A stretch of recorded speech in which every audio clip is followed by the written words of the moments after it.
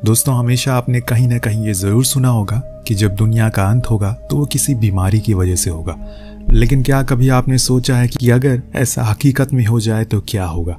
एना नाम की लड़की, जिसको हम मेडिकल स्टोर पर देखते हैं, वो किसी समय पर भरा हुआ करता था, लेकिन आज वो वहाँ गिनती की दवाइयाँ हैं, वो भी एक्सपायर। पर फिर भी एना उन्हें अपने साथ रख लेती। शायद वो किसी बीमारी के प्रकोप में है कि तभी उसे किसी की आहट सुनाई देती है। उसे लगता है कि शायद ये डेविड होगा, उसका छोटा भाई, जिसको उसने बाहर रुकने को कहा था। पर वहां तो किसी बड़े आदमी की परछाई नजर आ रही थी, जो देखकर वो वहां से भागकर बाहर आ गई अपने भाई के पास और उसे भागने को कहा। दरअसल आज का समय तबाही के 25 साल बाद का दौर है, जब इंसानों को इंसान नहीं बल्कि सर्वाइवर कहा जाता है, क्योंकि अब इंसानियत पूरी तरह से खत्म हो चुकी है। एक अजीब किस्म के वायरस के चलते जो भी मनुष्य इस दुनिया में रहते हैं वो सब मरते जा रहे हैं। कुछ ही बचे हैं जो कि अब जंगलों में रहते हैं, लेकिन अब वो खुद का जीवन काटने के लिए और खुद का पेट भरने के लिए किसी भी हद तक जा सकते हैं। कुछ तो ऐसे भी हैं जो खुद के परिवार वालों को मार कर खा जाते हैं। इसी बात का डर से एना डेविड को लेकर बाहर भागे जा रही है कि तभी उसका पैर एक लकड़ी में फंसकर टूट जाता है, जिससे वो वहीं गिर गई। एना ने बहुत कोशिश करी कि वो अपने भाई को फिर से खड़ा कर सके, लेकिन अब ऐसा हो न सका। इसीलिए उसने अपनी बहन से कहा कि वो चला जाए, क्योंकि अगर उसे कुछ हो गया तो सब कुछ खत्म हो जाएगा। हालांकि एना ऐसा तो नहीं करना चाहती। वो क्या कोई बहन खुद के भाई को ऐसे हालातों में छोड़कर नहीं जाना चाहेगी, लेकिन उन हालातों के आगे उसने भी अपने घुटने टेक दिए। उसके जाने के बाद हम देखते हैं कि डेविड के पास एक नकाबपोश शख्स आता है, जिसने किसी पुराने जमाने के लोगों जैसे कपड़े पहने हुए थे। उसके हाथ में एक धारदार हथियार था, जिसके साथ ये सीन यहीं कट होता है और हम पहुंचते हैं एना पर, जो कि अपने घर पहुंच गई है, जो जंगल के काफी अंदर है। वहां उसकी माँ बीमार हालत में बेड पर है, उन्हीं के लिए वो दवाइयां लेने गई थी। पर वो डेविड के बारे में पूछती है तो एना कहती है कि वो शाम तक लौट आएगा, अभी खाने की तलाश में कहीं बाहर गया। इस बीच वहां एना को एक ग्रीटिंग कार्ड मिलता है, जो कि कैलिफोर्निया बीच का था। तब उसकी माँ कहती है कि मुझे लगता है कि तुम्हारी बीच पर जाने की ख्वाहिश जरूर पूरी होगी। जो सुन एना ने कहा कि ये सब बातें काल्पनिक है, बेकार की उम्मीद रखकर क्या फायदा, अब दुनिया में कुछ नहीं बचा। पर उसकी माँ उसकी इस बात से राजी नहीं थी। उनका कहना था कि एक उम्मीद ही तो है जो इंसान को जिंदा रखती है। अगर वो उम्मीद रखना छोड़ दे तो उसके जीने का मकसद ही क्या रह जाएगा। दरअसल दोस्तों, एना और डेविड का जन्म इसी जंगल में हुआ है। उन्होंने इसके बाहर की दुनिया कभी नहीं देखी, पर उसकी माँ चाहती है कि उनके मरने से पहले एना कुछ ऐसे लोगों को ढूंढे जो उसे बाहर की दुनिया दिखाएं, ताकि वो इस संसार को समझ सके। खैर, उस शाम वो दोबारा उसी जगह पर जाती है जहां डेविड को उसने छोड़ा था, लेकिन वहां उसे बस उसका लॉकेट मिलता है, तो वो कहीं दूर दूर तक दिखाई नहीं दे रहा था। खाली हाथ घर लौटने पर उसकी माँ अब परेशान होने लगी है, क्योंकि डेविड अभी बहुत छोटा है, न जाने वो कहाँ होगा। सुबह एक बुरे सपने के साथ एना की आंख जल्दी खुल जाती है, पर आज उसकी माँ उसके साइड में नहीं थी, इसीलिए उन्हें ढूंढने के लिए वो बाहर गई। तब उसने वहां देखा कि वो पेड़ के नीचे बैठी हैं। वो उन्हें अंदर चलने को कहती है, पर उनका कोई जवाब नहीं आता। तो वो फिर दोबारा से कहती है और तब उसे एहसास होता है कि अब वो उसे छोड़कर जा चुकी है। उसकी माँ की मौत हो गई है, जो चीज उसे अंदर से एकदम से तोड़ देती है, क्योंकि अब वो पूरी तरह से अकेली पड़ चुकी है इस संसार में। भले ही पहले उसकी माँ बीमार थी, लेकिन उसका सहारा तो थी। अब इस विशाल जंगल में वो कैसे खुद को जिंदा रख पाएगी। उसने अपने पिता की कब्र के बगल में अपनी माँ को गाड़ दिया और घर आकर खुद को किसी भी हाल में लड़ने के काबिल बनाना शुरू किया। पिता की सिखाई हुई चीजों को उसने कुछ हथियार बनाया और फिर उन्हें पास रख लिया। और फिर वो खाने के लिए पास में ही बह रही नदी में मछलियां पकड़ने गई। लेकिन तभी उसे खुद के सामने एक अनजान शख्स खड़ा दिखाई दिया, जिसके हाथ में बंदूक थी। एना ये देखकर घबरा गई और सब कुछ छोड़कर अपने घर की ओर भाग गई। लेकिन वो शख्स उसका पीछा करते करते उसके घर तक आ गया। उसने एना से कहा कि वो उसे किसी भी प्रकार का कोई नुकसान नहीं पहुंचाएगा, बल्कि उसे भूख लगी है, अगर उसके पास खाने को कुछ है तो उसे दे दे। ये कहकर उसने अपने हथियार भी फेंक दिए, ताकि एना को यकीन हो सके। कुछ देर सोचने के बाद वो बाहर आई और फिर उसे लेकर अंदर चली गई, जहां उसने उसे खाने को दिया। दोनों की बातों के दौरान हमें पता चलता है कि उस शख्स का नाम पीटर है, जो कि एक रिलीजियस कम्युनिटी से बिलोंग करता है, जिसमें काफी और लोग भी हैं जो आपस में बहुत ही घुल मिल कर रहते हैं। किसी को भी किसी तरह की कोई परेशानी नहीं होती। वो कहता है कि अगर तुम हमारे साथ चलो तो अच्छा होगा, क्योंकि मैंने तुम्हें देखा है, तुम लोहार का काम बहुत अच्छे से करती हो, जिसकी हमें बहुत जरूरत। अब यहाँ एना नहीं बताती कि वो इस घर में अकेली रहती है, क्योंकि उसे डर था कि कहीं ये आदमी कुछ कर न दे।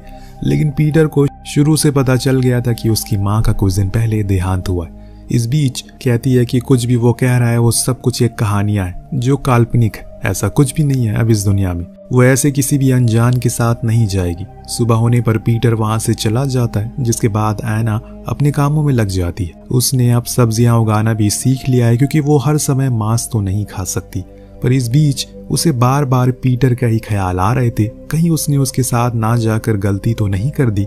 अगर सच में वहां पर इंसान है तो उसे वहां जाना चाहिए, क्योंकि यहाँ पर अकेले रहकर उसकी जान की कोई गारंटी नहीं है। बहुत सोचने के बाद वो इस फैसले पर पहुंचती है कि उसे पीटर के साथ जाना चाहिए। इसीलिए वो नदी किनारे जाती है जहां पीटर उसका इंतजार कर रहा था, कि उसे ये पक्का यकीन था कि वो जरूर आएगी, क्योंकि हर किसी को किसी हमसफर की तलाश होती है इस अकेले संसार में।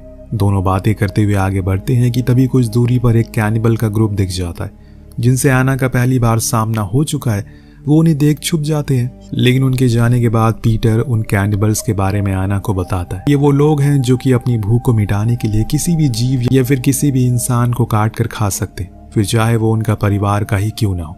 रात ये वहीं गुजारते हैं, क्योंकि अंधेरे में सफर करना खतरे से खाली नहीं है। पीटर ने बताया कि जब वो 8 साल का था तब उसके माता पिता इस जंगल में उसे लेकर आए थे, क्योंकि उनका शहर पूरी तरह से बर्बाद हो चुका है। पर फिर एक दिन उसके माता पिता भी इन्फेक्टेड हो गए, वो अनाथ हो गया। लेकिन उस दिन उसे उन कम्युनिटी वालों ने गोद लिया और तब से वो उन्हीं के साथ रहता है। वही ऐना अपनी आप बीती सुनाती है, कैसे उसके पिता इस बीमारी के प्रकोप में आ गए। उन्होंने हम पर हमला कर दिया, लेकिन मेरी माँ ने उन्हें मार दिया हमें बचाने के लिए। पर कुछ दिन पहले उनकी भी मौत हो गई और मेरा भाई कहाँ है मुझे पता नहीं। उसकी इस कहानी से पीटर को पता चल जाता है कि वो अभी कितनी अकेली है, उसे किसी सहारे की जरूरत है। लेकिन ये कोई नई बात नहीं है, यहाँ पर हर कोई अकेला ही जी रहा है, क्योंकि सबकी ही कुछ ऐसी ही कहानी है। अब दोनों ने अगले दिन सफर शुरू किया, पर आज पीटर का पैर एक ट्रैप में फंस गया, तो ऐना उसकी मदद की। पर आज उन्होंने जल्दी ही अपना टेंट यहीं जंगल में लगा लिया, क्योंकि अभी पीटर को आराम की जरूरत है। वहीं ऐना नहाने के लिए चली गई, पर उस दौरान पीटर उसे छुप कर देख रहा था। जब वो लौट कर आती है तो वो उसे बताता है कि वो देखो वहां पर एक बूढ़ा आदमी का कैंप है, तो ऐना वहां चलने को बोलती है। लेकिन पीटर ये कहकर मना कर देता है कि वो शायद किसी प्रकार का जाल होगा। पर ऐना की माँ ने उसे हमेशा ये सिखाया है कि हमेशा दूसरों की मदद करनी चाहिए। इसीलिए वो उसे आवाज लगा देती है, जो सुन वो बूढ़ा आदमी उसके पास आ गया। लेकिन तभी एक आदमी झाड़ियों के पीछे से बंदूक लेकर निकला, जो कि उसी बूढ़े आदमी का बेटा था। यहाँ पीटर का शक सही था, ये उनके लिए एक ट्रैप था, जिसमें अब ये दोनों ही फंस चुके हैं। इस बीच वो बूढ़ा आदमी पीटर को बताता है कि मैं पहले तुम्हारी ही कम्युनिटी में था, पर उसका लीडर जैक बहुत ही घटिया किस्म का इंसान है, इसीलिए मैंने उसे छोड़ दिया। मैं तुम्हें भी छोड़ रहा हूँ, लेकिन ये लड़की हमें दे दो। पर पीटर इसे साफ मना कर देता है, तो उसका बेटा उसे धमकाता है। पर सही मौका देखकर बड़ी ही चालाकी से पीटर उसे मारकर गिरा देता है। और वहीं वो बूढ़े आदमी को तो मारने में ज्यादा दिक्कत नहीं होती, लेकिन इसके बाद उसने ऐना को बहुत सुनाया, क्योंकि अगर आज इनके साथ और भी लोग होते तो न जाने वो तुम्हारा क्या हाल करते। हर शरीफ दिखने वाला आदमी अच्छा नहीं होता। ये बात अपने दिमाग में डालो। पीटर का ऐसा रूप उसने पहली बार देखा था, जिसके चलते वो बहुत ज्यादा डर गई। लेकिन रात में पीटर उसको सुबह के बर्ताव के लिए माफी मांगता है। अगले दिन ये लोग कुछ दूर चलते हैं कि तभी ऐना को कुछ लोग सामने से आते हुए दिखाई देते, जिनके ऊपर उसने बंदूक तान दी। पर पीटर ने उसे नीचे रखने को कहा, क्योंकि वो उसके ही लोग हैं। जिसमें सबसे पहले उसे मिलने जूडियो आती है, जो पीटर को गले से लगा लेती है। वो ऐना को बहुत ही अच्छे से स्वागत करती है, लेकिन अंदर जाने से पहले ऐना को अपने हथियार देने होंगे। ये आखिरी घड़ी थी जब ऐना को अपने फैसले को एक और बारी सोचना होगा, क्योंकि इसके बाद उसके पास खुद की रक्षा के लिए कुछ नहीं है। पर वो अपने फैसले पर कायम है।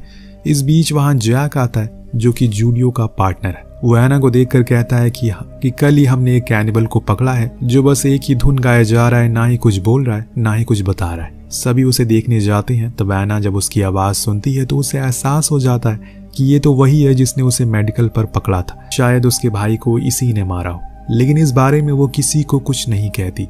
इसके बाद पीटर उसे रहने के लिए कमरा देता है। बाहर आने पर उसकी मुलाकात बेन से होती है, जिससे वो कहता है कि हमें उस कैनिबल को छोड़ देना चाहिए, क्योंकि अगर उस ग्रुप को पता लग गया इस बारे में तो वो हमारे घरों पर हमला करेंगे और तब हम हार जाएंगे, क्योंकि हमारे पास ना ही इतने लोग हैं ना ही हथियार। जो सुन बेन कहता है कि तुम बस खुद की हिफाजत करो, बाकी हम लोग देख लेंगे। इस दौरान वहां सभी लोगों के बीच वोटिंग होती है कि उस कैनिबल को क्या सजा दी जाए। सभी ने उसके लिए मौत मांगी सिवाय पीटर के। खैर इस दौरान हम ऐना को भी देखते हैं वहां की बॉर्डर वॉल को चेक कर रही थी, क्या यहाँ से सच में भागा जा सकता है या फिर नहीं। पर उसे ऐसा करते हुए एक शख्स देख लेता है जो शायद इस चीज का गलत मतलब समझ लेता है। रात होने पर ऐना के पास जूडियो आकर उस दिन के बारे में पूछती है जब पीटर ने 2 लोगों को मारा था, तो असल वजह क्या थी। तो ऐना उन्हें पूरी कहानी बताती है कि उसमें उसकी गलती थी, उसने उन्हें आवाज लगाई जिसके कारण ये सब हुआ। जो सुन जूडियो का बर्ताव एकदम से ही बदल जाता है। वो उसके करीब आकर कहती है कि पीटर में सबसे पहला मेरा हक है, इसीलिए उसके पास आने की कोशिश मत करना। जो सुन ऐना थोड़ा अजीब महसूस करती है। खैर उसी रात जैक पीटर से कहता है कि हमें ऐना का शुक्रिया करना होगा, जो कि हर उस शख्स के साथ होता है जो यहाँ पर आता है। ऐना भी इस चीज के लिए मान जाती है और फिर अगले दिन सभी उसे पास के एक लेक में पीटर के साथ भेजती है, जहाँ उसे डुबकी लगाने को कहा जाता है। पर इन सब के बाद पीटर उसे सभी के सामने किस कर लेता है, जो चीज उसे बहुत ही अजीब लगती है कि उसने ऐसा क्यों किया। दूसरे दिन उस कैदी को सभी के सामने लाकर मौत की सजा सुनाई जाती है। इस बीच वो शख्स ऐना को पहचान लेता और बार बार उसकी ओर देखता रहता है। वही ऐना भी उसकी ओर देखे जा रही थी। उसने तो बस उसे अपने भाई के बारे में पता लगाना था, जिस चीज के लिए वो उसके पास जाकर बात करती है। तो वो उसे सौदा करता है, पहले उसे आजाद करना होगा, फिर वो उसे उसके भाई के पास लेकर जाएगा। लेकिन ऐना ऐसा नहीं कर सकती। उसे उस कैदी से बात करते हुए जैक देख लेता है, तो ऐना उसे झूठ कहती है कि वो कह रहा था कि हम सब मारे जाएंगे। जो सुन जैक उसके चेहरे पर हाथ फेर कर कहता है कि उसकी चिंता मत करो, तुम बस यहाँ पर सभी के साथ घुल मिल कर रहो, क्योंकि यहाँ हम सब चीजें शेयर करते हैं। उसके ये शब्द सुन ऐना समझ गई कि उस रात जूडियो ने उसे ऐसा क्यों कहा कि पीटर से दूर रहो। उसका किसी प्रकार का रिश्ता है पीटर के साथ। सेम वही चीज जैक भी करना चाहता है, लेकिन वो ऐसा होने नहीं देगी। इसीलिए वो जल्दी से जाकर अपने सामानों को पैक करने लगती है, क्योंकि अब उसे यहाँ पर नहीं रहना। लेकिन तभी वहां पर पीटर आ गया, जिसने अपना असली रूप दिखाना शुरू किया। और उसी समय वहां बेन आ गया, जिसे देख वो रुक गया। उसने पीटर को बताया कि कैनिबल का ग्रुप को पता लग गया है कि उसके आदमी को हमने यहाँ पर कैद किया है और इसीलिए लड़ाई की तैयारी शुरू कर दो। लेकिन पीटर उसे कहता है कि हम ये गलती कर रहे हैं, हम सभी मारे जाएंगे, हमें उस आदमी को ले जाकर उनके लोगों के पास छोड़ देना चाहिए। अब यहाँ बहुत सोचने के बाद बेन इस नतीजे के लिए तैयार होता है। फिर वो लोग उसे ले जाकर जंगल की ओर निकल जाते हैं। इनके साथ ऐना भी थी, पर उसके हाथ बंधे हुए थे। इस दौरान बेन उसे बातें करता और खुद को उसके सामने अच्छा इंसान दर्शाने की कोशिश करता ताकि वो उसे पसंद करने लगे। लेकिन ऐना को अब किसी पर भी भरोसा नहीं है। तभी अचानक इन पर कैनिबल हमला कर देते, जिनकी तादाद सच में बहुत ज्यादा थी। इस वजह से वो ऐना को भी पकड़ लेता है, पर जब वो अपना चेहरा दिखाता है तो वो खुद हैरान हो जाती है उसे देखकर। दरअसल वो कैनिबल कोई और नहीं बल्कि डेविड था, उसका छोटा भाई, जो अपनी बहन को आज इतने समय बाद देखकर हैरान था और खुश भी। लेकिन उसे पता है कि यहाँ पर काफी खतरा है और इसीलिए वो उसे सर पर मारकर बेहोश कर देता है। जब उसकी आंख खुलती है तो वो खुद को जंगल के बीच पाती है। उन लोगों ने बेन को बंदी बनाया हुआ है और उनका सरदार अब उसे मारने वाला है। ये सब दूर से ऐना देख रही थी, जिसे बेन भी देख लेता है, लेकिन वो उसे पास आने से रोकता है। और इसके बाद वो आदमी बेन के सर को उसके धड़ से अलग कर देता है। फिर डेविड को पकड़ लेता है, क्योंकि इसी वजह से ऐना उनके चंगुल से भाग गई। उसे ये भी पता चल गया है कि वो उसकी बहन है। पर इस बीच ऐना वहां आ गई और उस पर बंदूक तान दिया। लेकिन तभी डेविड ने उसे बंदूक लेकर उस बंदे को शूट कर दिया और ऐना से कहा कि वो यहाँ से चली जाए, क्योंकि अब बहुत देर हो गई है। वो उसके पास वापस नहीं आ सकता, लेकिन कभी कभी वो उसे मिलने जरूर आएगा। ऐना चली गई। इस बीच में उसे पीटर भी मिला, जो अपने कस्बे को जलते हुए देख रहा था। सब कुछ तबाह हो गया। इतनी हंसी खुशी से वो लोग रह रहे थे। जब से ऐना ने उनकी जिंदगी में कदम रखा, उसकी वो नरक बन गई है। ये सब बोलकर वो उसके साथ जबरदस्ती करने लगा, पर तभी ऐना के हाथ से गलती से ट्रिगर दब गया और पीटर मारा गया। पर ऐना वहां से उसी कम्युनिटी में वापस आ गई जहां उसने देखा कैनिबल ने जैक को सूली पर चढ़ा दिया, पर जूडियो जिंदा है। उसने अपनी गलती का एहसास हो चुका है। वो ऐना को उसके साथ रहने को कहती है, पर ऐना को अब किसी पर भरोसा नहीं है, खासकर ऐसे लोगों पर तो बिल्कुल भी नहीं जो गिरगिट है। ये जिंदगी उसे अब अकेली जीनी है, जिसकी शुरुआत वो समुंदर देखकर करना चाहती है। लेकिन जूडियो का कहना था कि अब दुनिया खत्म हो गई, अच्छे इंसान नहीं है, उम्मीद छोड़ दो। तो ऐना का कहना था कि इंसानों को उम्मीद कभी नहीं छोड़नी चाहिए, क्योंकि उसी उम्मीद से तो वो अपनी जिंदगी को आगे बढ़ाते हैं। उसे ये पता था कि अगर वो जूडियो के साथ रुकी तो वो भी कुछ दिन में उसी की तरह बन जाएगी। इसीलिए बेहतर है कि अकेले रहो या फिर अच्छे लोगों की तलाश में लगे रहो। इसी के साथ ये कहानी यहीं पर खत्म होती है। आपको कहानी कैसी लगी कमेंट करके जरूर बताइएगा। मिलते हैं अगली वीडियो में। Thank you so much watching. Peace out.